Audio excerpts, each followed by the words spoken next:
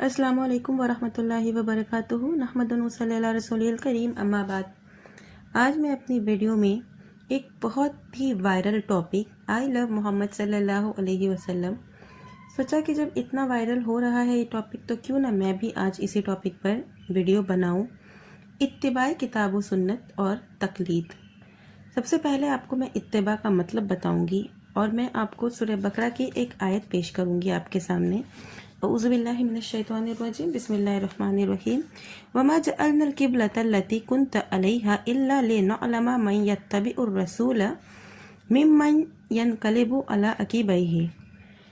ترجمہ ہے اس آیت کا، جس قبلے پر پہلے سے تم تھے ہم نے صرف اس لیے بنایا تھا کہ ہم جان لیں کہ رسول کا سچا تابعدار کون ہے اور کون ایڑی کے بل پلٹ جاتا ہے۔ آیت کریمہ میں تحویل قبلہ کا مقصد بتایا گیا ہے، اس پر ہم بعد میں گفتگو کریں گے۔ پہلے تحویل قبلہ ہی کے تعلق سے صحیح بخاری کی ایک حدیث سنیں آپ۔ حضرت برا بن عازب رضی اللہ عنہ کہتے ہیں کہ رسول اللہ صلی اللہ علیہ وسلم جب شروع میں مدینہ تشریف لائے تو اپنے ننیحال یا ممیحال میں ٹھہرے۔ یہ لوگ انصار میں سے تھے اور آپ 16 یا 17 مہینے تک مدینہ میں بیت المقدس کی طرف منہ کر کے نماز پڑھتے رہے۔ اس دوران آپ یہ پسند کرتے تھے کہ آپ کا قبلہ خانہ کعبہ کی طرف ہو جائے، اور تحویل قبلہ کے بعد پہلی نماز جو آپ نے خانہ کعبہ کی طرف پڑھی وہ عصر کی نماز تھی۔ بیت المقدس کی جگہ خانہ کعبہ کو قبلہ بنانا نسک کہلاتا ہے۔ نسک کا مطلب یہ ہے کہ اللہ کی جانب سے کوئی حکم شرعی ایک خاص مدت تک کے لیے دیا جائے، اور جب اس کی مدت پوری ہو جائے تو دوسرے حکم شرعی سے اس کو ختم کر دیا جائے۔ نسک کی متعدد حکمتیں بتائی جاتی ہیں، جن میں سے ایک حکمت تیسری بتائی جاتی ہے، یعنی نسک کے ذریعے آسانی پیدا کرنا۔ جو آیت کریمہ آپ کو سنائی میں نے، اس میں بھی نسک کا ہی ذکر ہے، لیکن آیت میں اس کی علت اتباع بتائی گئی ہے، یعنی تحویل قبلہ کے ذریعے اللہ تعالیٰ اپنے بندوں کو آزمانا چاہتا ہے کہ کون اپنے آبائی اور روایتی دین کو چھوڑ کر رسول کی اتباع کرتا ہے اور نئے حکم کو قبول کرتا ہے، اور کون اپنے آبائی دین سے چمٹا رہتا ہے۔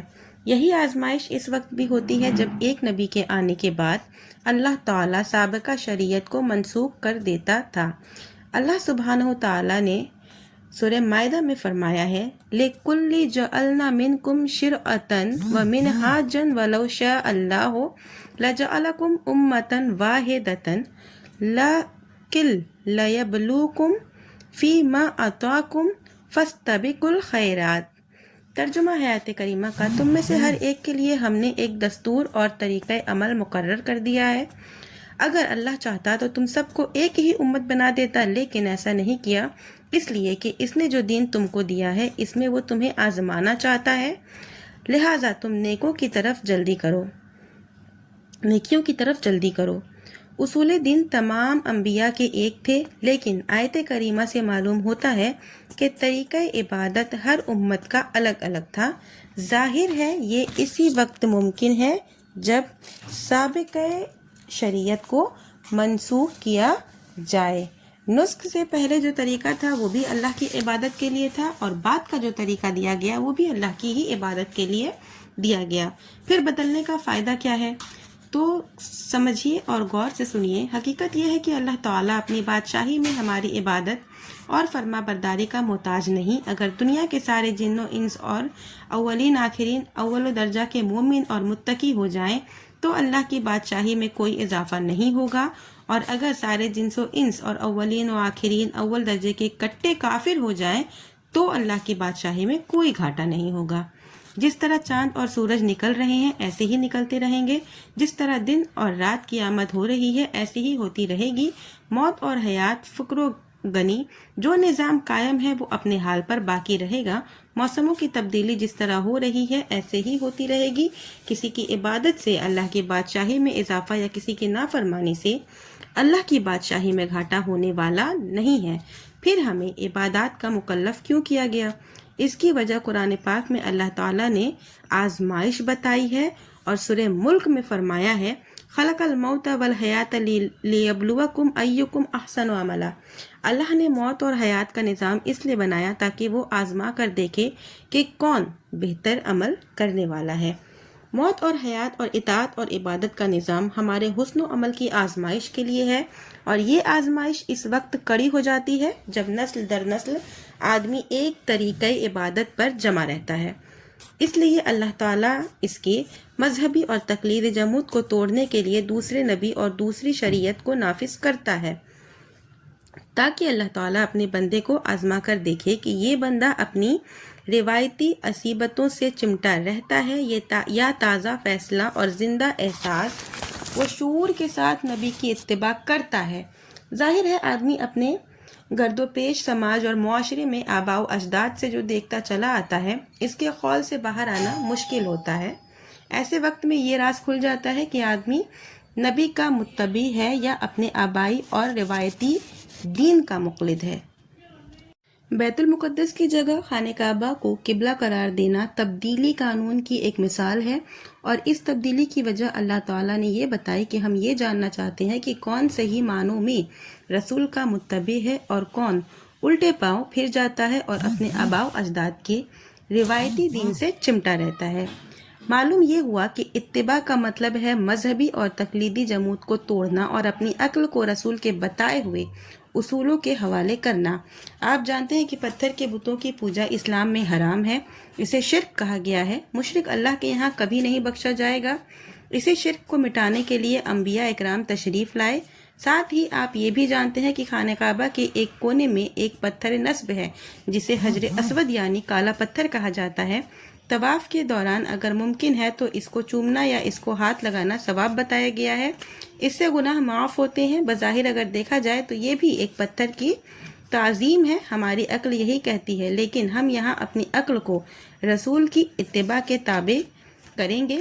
حضرت عمر رضی اللہ عنہ نے اسی بات کی صفائی کے لیے حجر اسود کو مخاطب کر کے کہا تھا، انی اعلم انک حجر لا تضر لا تنفع ولولا انی رأیت النبی صلی اللہ علیہ وسلم یقبلک ما قبلتک۔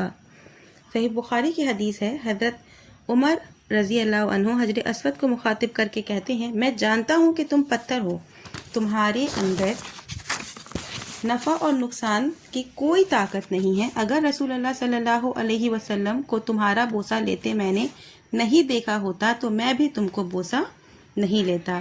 یہ ہے اتباع کا جذبہ اور اتباع کا مفہوم۔ اللہ اور اس کے رسول کی جانب سے جو اصول اور ضابطہ دیا گیا ہے اسے ہر حال میں تسلیم کرنا چاہیے، وہ ہمارے رسم و رواج اور آباء و اجداد کی روایت کے خلاف پڑے یا موافق ہمارا عقل کے فریم میں وہ فٹ ہو رہا ہے یا نہیں، ائمہ مجتہدین نے فرمایا ہے یا نہیں، یہ سب کچھ نہیں دیکھا جائے گا، بس اللہ اور اس کے رسول کے اصول کی اتباع کی جائے گی۔